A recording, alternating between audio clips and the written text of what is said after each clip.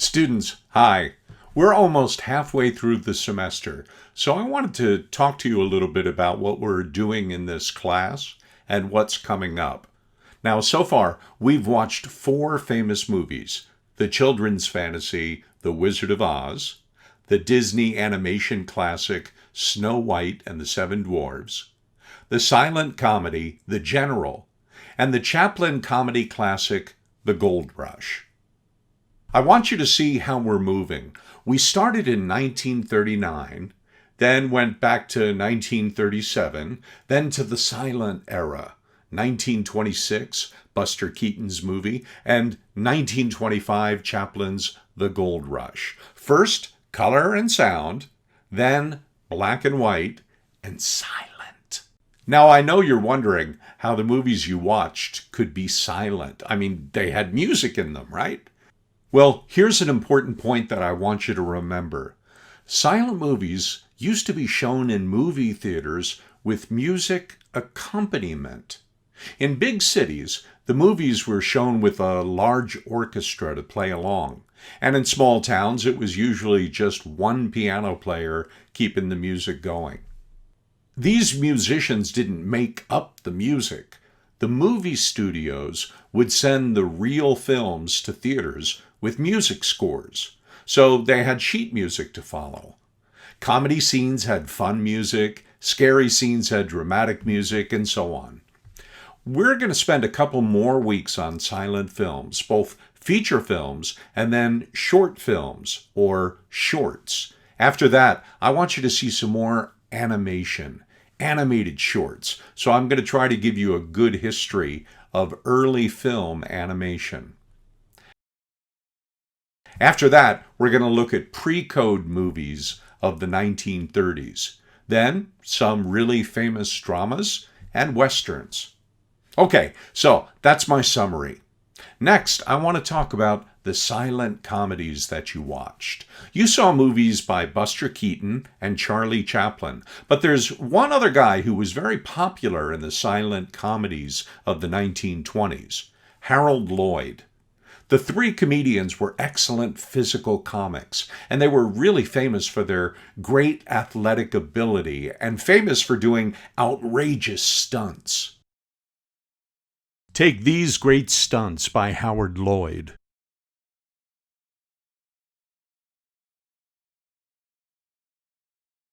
Yes, that's Harold Loyd doing the stunt, and yes, he got injured sometimes.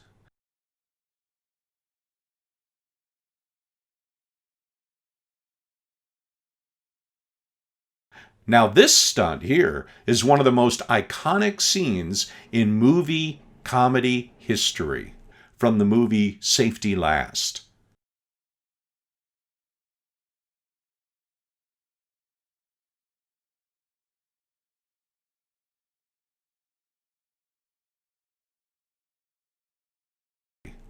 You also watched Buster Keaton in The General. He didn't use a stuntman. That's Keaton spinning around here. And sitting here. He wasn't afraid of taking chances. And this Keaton bit was actually extremely dangerous to do, hitting one railroad tie with another one to get it out of the way. If Keaton had missed that tie, the train would have stopped, and Keaton could have been very seriously injured. This scene from The General wasn't dangerous, but it was very expensive to shoot, with all the extras moving back and forth. And the most amazing shot in the movie, the most expensive one, was the blowing up of the bridge and the destruction of the railroad engine as it fell into the river below. This is not a miniature. They had a real bridge, a real railroad steam engine, and a real river for it all to crash into. For 20 years after this movie, after they rebuilt the bridge, that train was still down there in the river, and it was a bit of a popular tourist attraction. The movie The General was very expensive to make, And unfortunately for Keaton, it wasn't a big hit at the box office. So, now we've looked at Harold Lloyd and Buster Keaton. How do you tell which is which? Well, Harold Lloyd often wore glasses in his movies, so you can tell he's not Chaplin, right? And Buster Keaton was famous for his stone-faced expression. I mean, he didn't show much emotion in his performances. Now, Chaplin, on the other hand, is absolutely unmistakable. You knew what Chaplin looked like even before this class, right?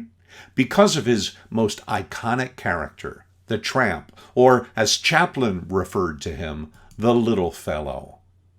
Chaplin was the first great movie comedian. Hollywood's greatest comic character of the 20th century was Chaplin's tramp. Now let's talk about The Gold Rush. It's an important movie for several reasons.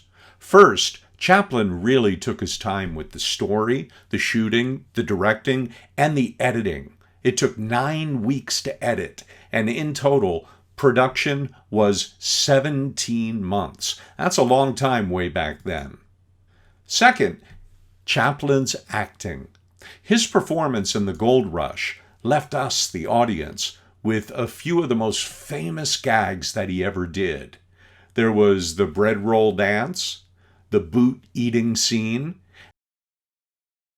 and the cabin that teeters back and forth on the edge of the cliff.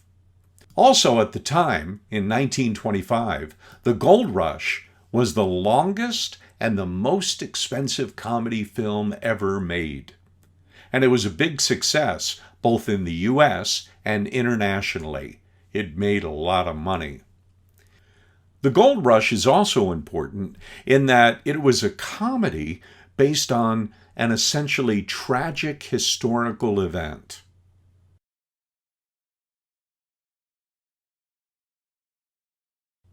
Another reason it's important is that Chaplin released the film twice. It premiered in 1925 as a silent film with inner titles.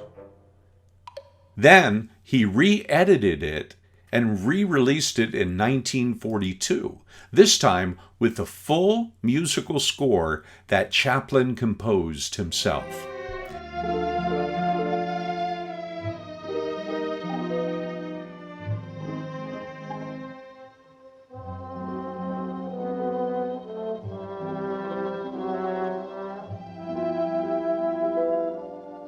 What are you eating? Said Black Larson.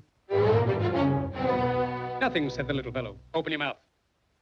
And the voice that you hear, that's Chaplin doing the narration.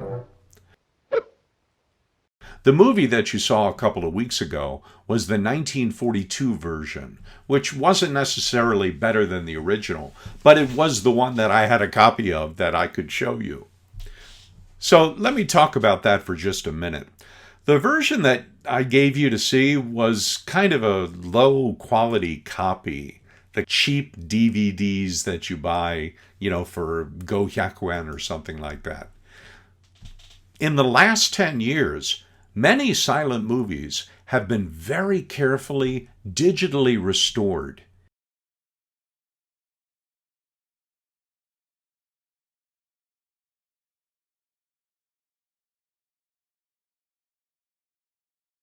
There are two main differences between the two Gold Rush versions, at the very beginning of the movie and at the end of the movie. First, let's take a look at the 1925 beginning. It's a little bit longer.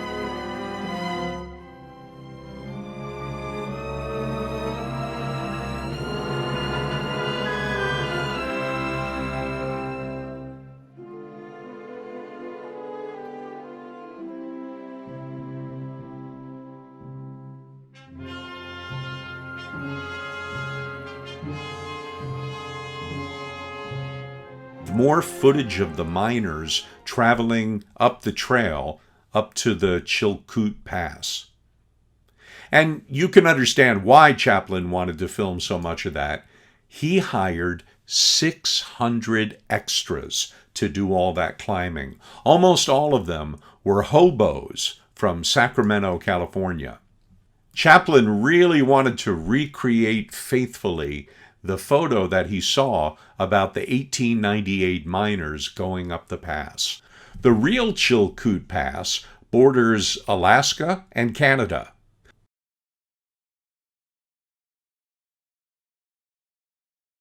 Chaplin's recreation is not a miniature, and it has no special effects. It was actually shot in the Sierra Nevada mountains in California, deep, deep, deep in snow. So, that's really the first difference between the 1925 version and the 1942 version of the Gold Rush. The opening of the original has more footage of climbers and intertitles, while the 1942 version's footage is a bit shorter and features Chaplin's narrative. In the great gold rush, Alaska was the hope and dream of wayworn men, the ruthless siren of the far north, beckoning thousands to her icy bosom, beckoning thousands to her unknown regions. The Chilkoot Pass was the great barrier to the goldfields. The other difference is that the movie's endings are different. The original in 1925 was a little bit longer and maybe more romantic. I don't know. You go ahead and take a look at the difference and decide which one you like better.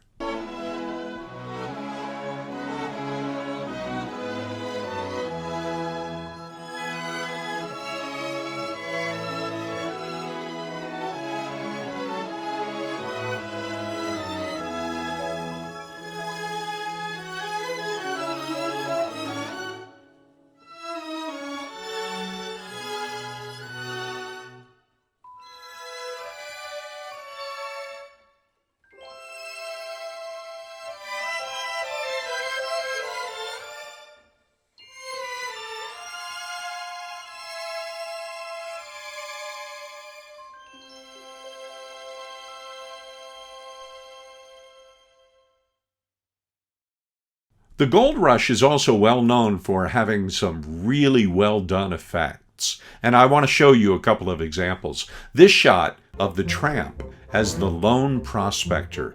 He's turning the corner on the cliff, and it looks like he almost falls off the cliff, right? Well, this illusion was created with a glass plate shot into the film. So you see that Charlie is actually kind of walking clumsily along a wall on his left.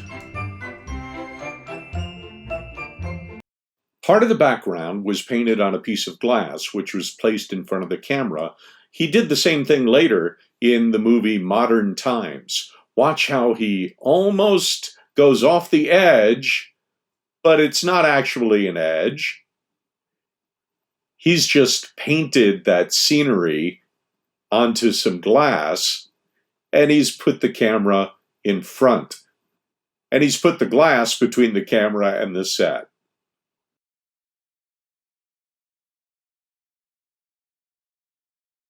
And the scene where the bad guy, Black Larson, falls when the ice and snow break from under him and he goes off the cliff.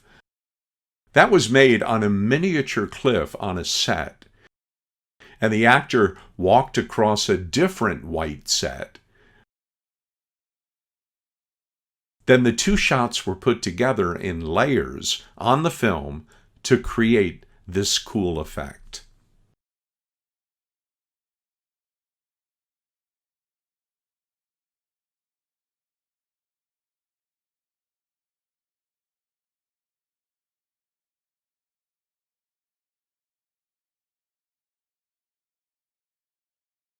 Except for the opening shot of the miners and this shot of the lone prospector sliding down the icy snow, most of the other snow in the movie is fake. And the cabins, the saloon, all of them were sets.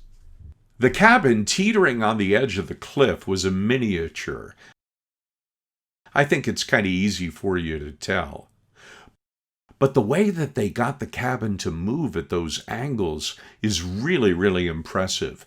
That was done by ropes and pulleys, pulling the cabin up to 45-degree angles. So when you see Chaplin almost falling through, he's actually at a 45-degree angle.